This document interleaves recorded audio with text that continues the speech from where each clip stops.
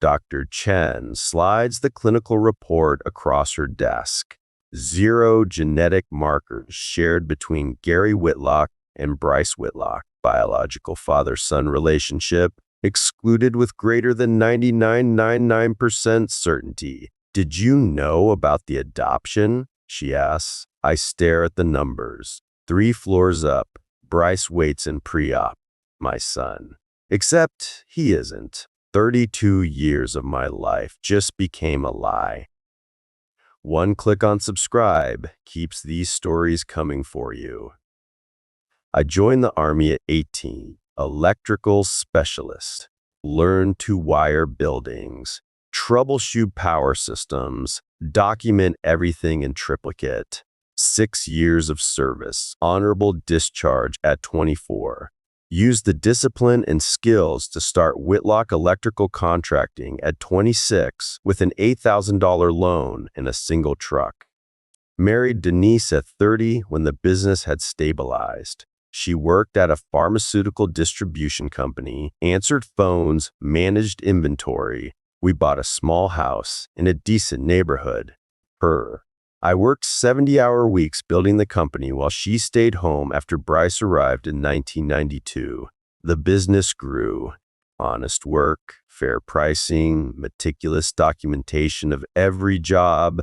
Customers appreciated that I showed up when promised and finished on budget. By the time Bryce started school, I employed 12 people.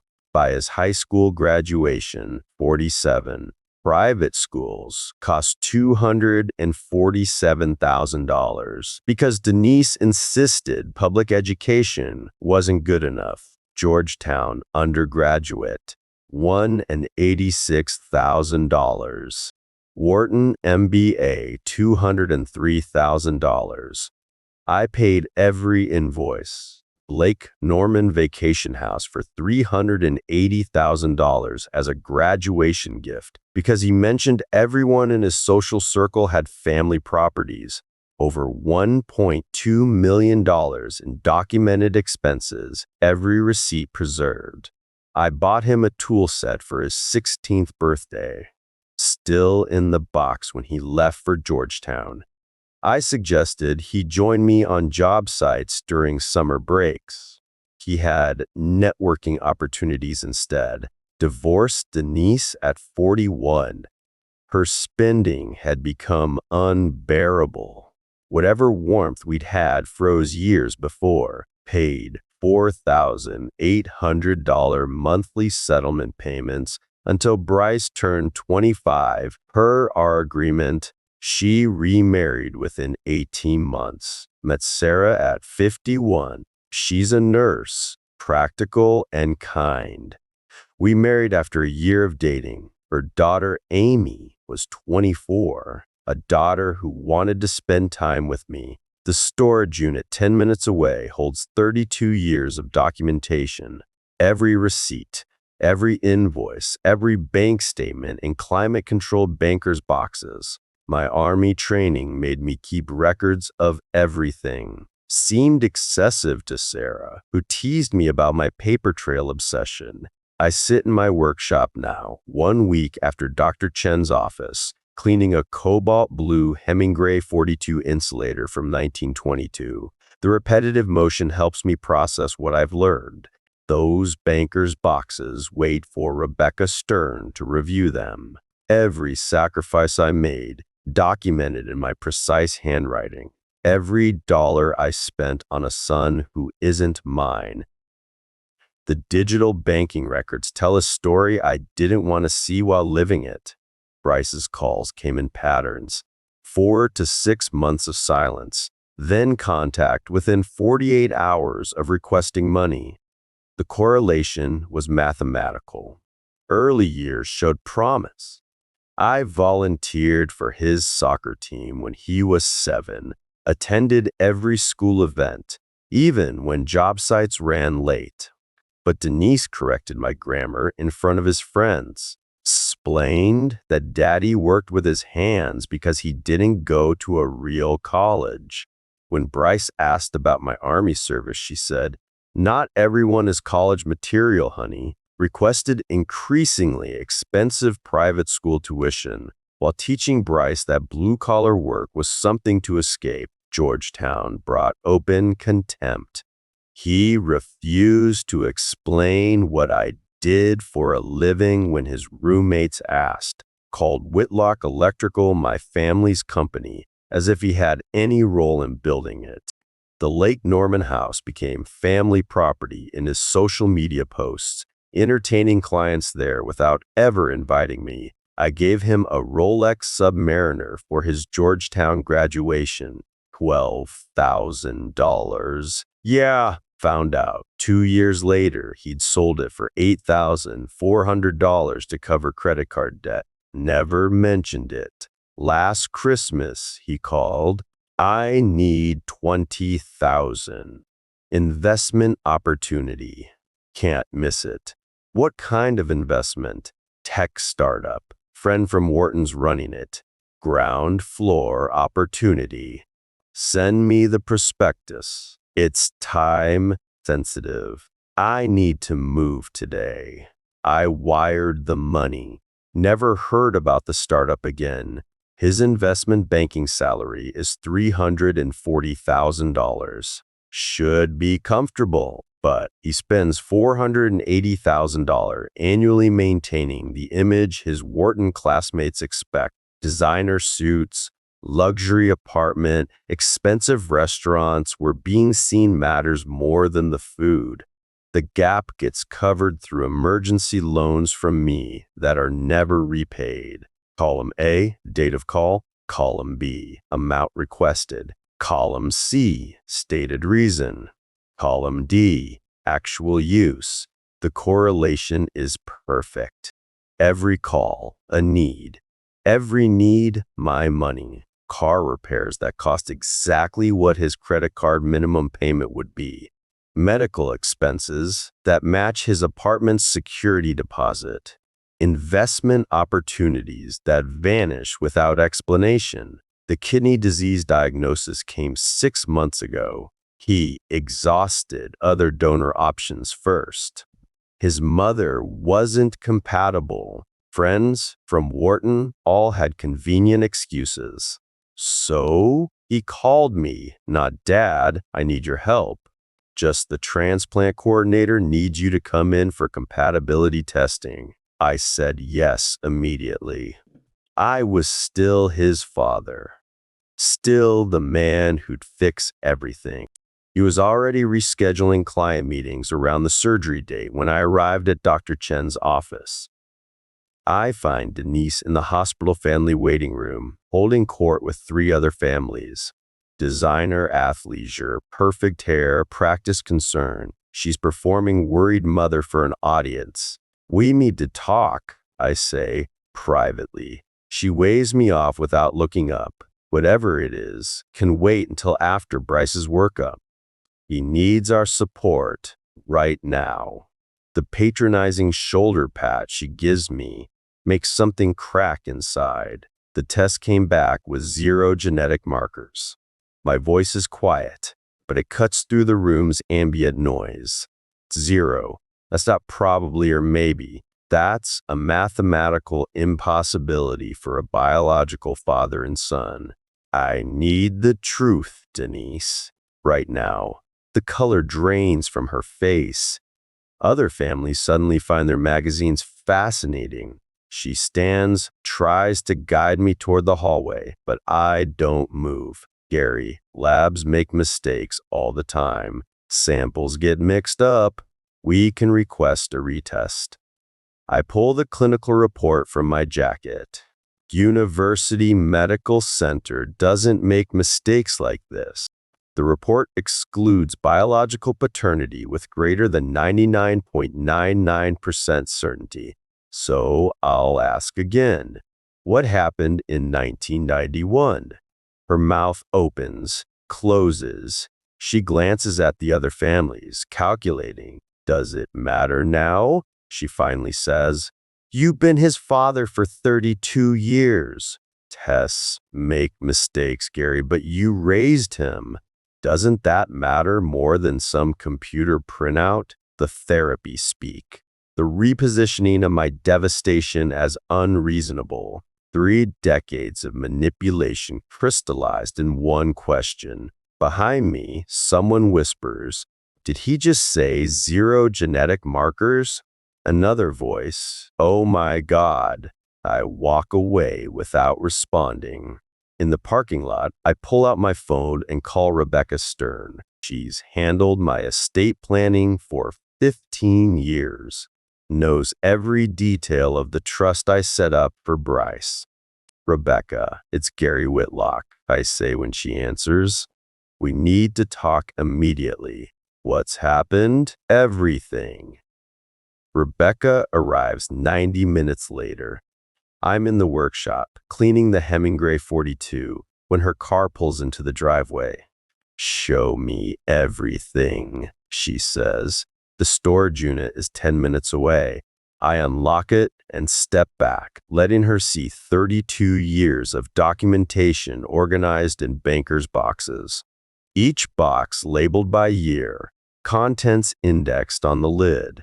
She photographs the setup before we start pulling boxes. "This is remarkable," she says, flipping through a box from 1995, every receipt annotated in my handwriting. Tuition payment, $18,400, fall semester. Soccer equipment, $340. Birthday party, $890. We work through the night. She builds spreadsheets on her tablet while I explain the context behind each expense. By 3 a.m., we have a number, over $1.2 million in direct, documented expenses over 32 years. "Now show me 1991, she says. I pull the box. Inside are my business records from the Minneapolis job. 3 weeks installing emergency power systems at a hospital complex, August 12 through September 4. Credit card statements showing charges in Minneapolis for every single day. Hotel receipts, meal expenses, equipment rentals. An unbroken chain proving I was 1,100 miles away." "When was Bryce born?" Rebecca asks. "May 17, 1992. She counts backward on her phone's calculator. "Conception window is August 10 through August 24, 1991. I never came home," I confirm. "The project ran over schedule. Worked straight through." Rebecca holds up one hotel receipt, then another, then a credit card statement. "B, Minneapolis." Another receipt. "Minneapolis." She looks up. Every single day, she photographs every receipt. "This is your alibi." Mathematical impossibility of paternity. 3 hours later, we're still pulling boxes. By midnight, Rebecca has photographed 200 documents. "Wednesday morning," her investigator calls. "We've got him," Rebecca says, setting down her phone. "Marcus Tillman, 60 years old, tech executive. The DNA profile from your transplant test uploaded to consumer databases showed second cousin matches. Cross-referenced with Denise's 1991 employment records. Same pharmaceutical distribution company. Same inventory system implementation project requiring extensive overtime." Her investigator worked quickly. The final piece is the trust documents. Rebecca spreads them across my workbench. My handwritten notes fill the margins. "Make sure Bryce never has to struggle like I did." Her legacy for my son. Protect the business for next generation. Fraud in the inducement, Rebecca says. "Every intention you documented was based on the belief that Bryce was your biological son. She knew he wasn't, and let you structure your entire estate around a lie." She photographs the margin notes with clinical precision.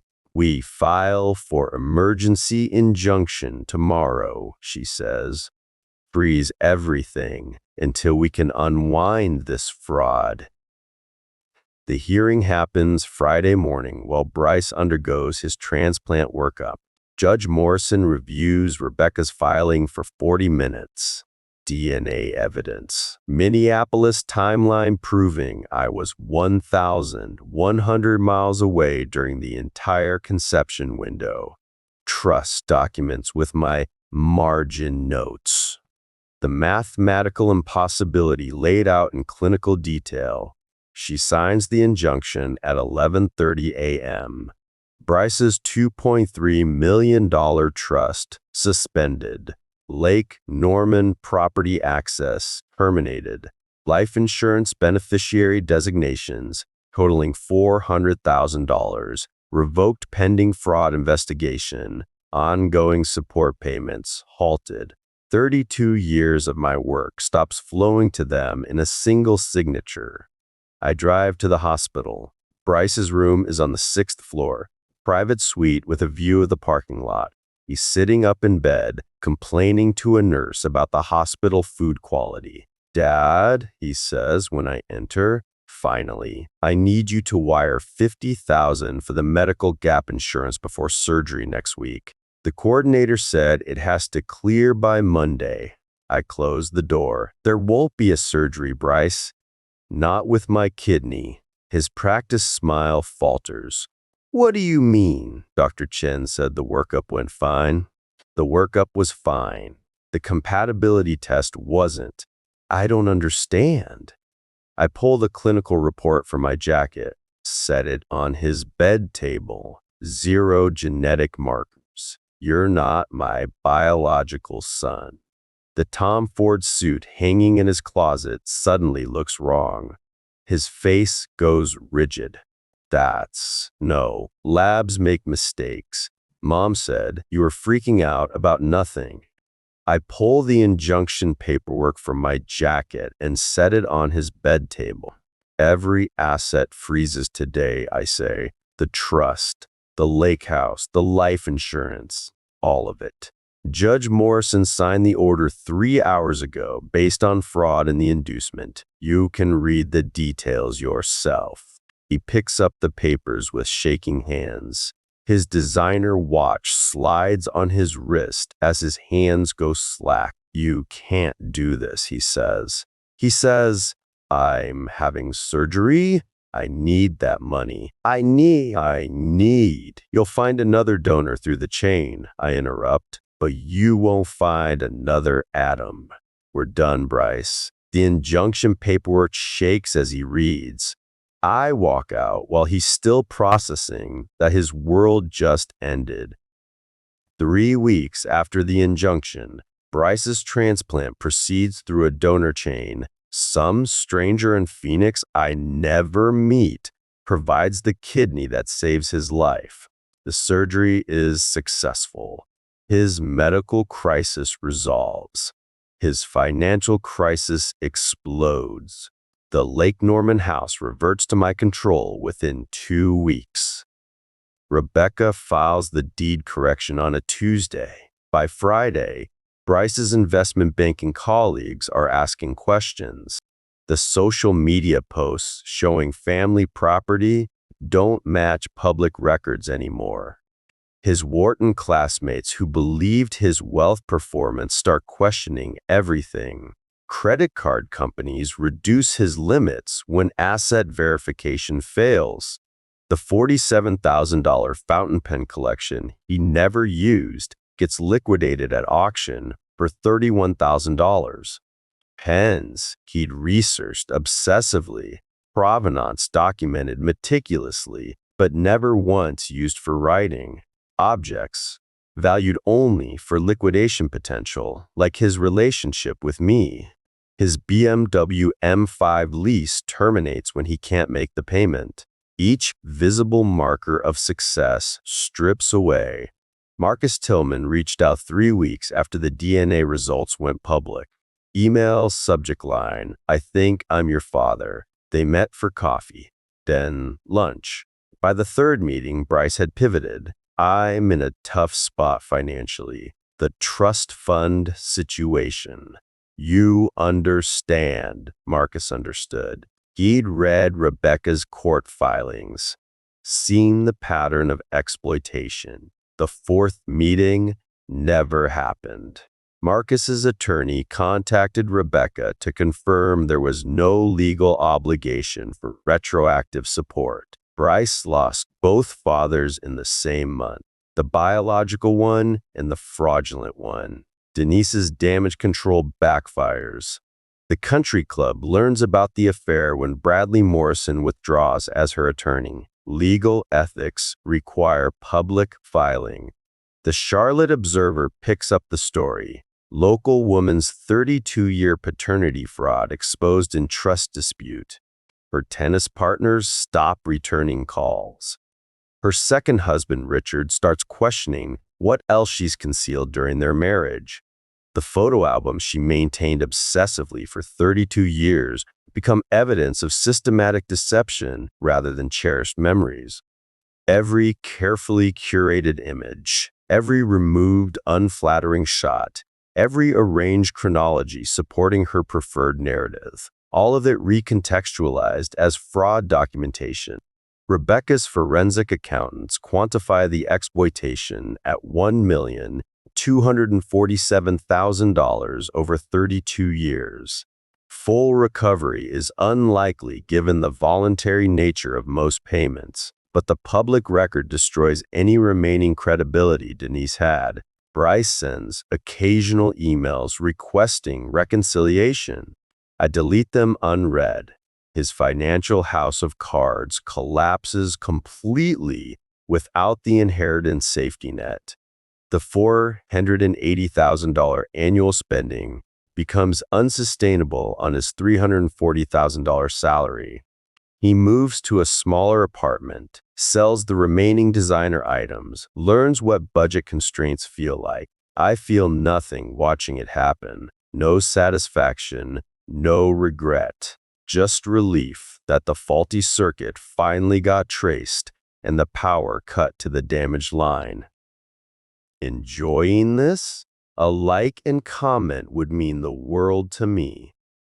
6 months later, I sit in my workshop on a Sunday morning. The revised estate plan sits in a leather folder on my desk. $4.2 million in assets. Redistributed, Amy receives 40%, $1.68 million. Sarah gets 20%, $840,000. The Trade School Scholarship Fund, named for Sergeant James Rodriguez, who taught me electrical work in the Army, receives 30%, $1.26 million. Veterans organizations get 10%, $420,000. Bryce receives 0. The Hemingway 42 cobalt blue insulator sits on my cleaning cloth. I work the soft rag over its surface, removing decades of accumulated dust. The glass underneath is perfect. Precision manufacturing from 1922, still intact, still valuable to someone who recognizes quality. Amy stops by for our Sunday breakfast tradition. She refused my offer to buy her a house last year. Said she wanted to build equity herself, make her own way. We talk about her patients at the Children's Hospital, her husband's promotion, their plans for the future. No financial transactions required, just genuine connection. Sarah brings coffee to the workshop around noon, kisses my forehead, leads me to my meditation. She knows the insulator cleaning ritual matters. Understands I need this time to process and reflect. Denise's social standing never recovered. The country club whispers became permanent. Her carefully curated image collapsed under the weight of documented fraud. I don't think about them much anymore. The toxic elements got removed from my life like cutting power to a damaged circuit. Everything runs cleaner now. I pick up another insulator. Hemingway Nye, clear glass, 1930s. These objects once connected communities, powered progress. Now they sit on my shelf because I recognize their precision. Bryce never understood that. To him, everything had liquidation value. The fountain pens, the lake house. Me, I kept every receipt thinking I was just being careful. Turned out I was building the case that would save my real family. Amy texts, Sunday breakfast at 9. I text back, I'll bring the bagels. No ledgers, no transactions, just my daughter asking to spend time with her father. Biology might not make you a father, but it sure as hell doesn't make someone your son.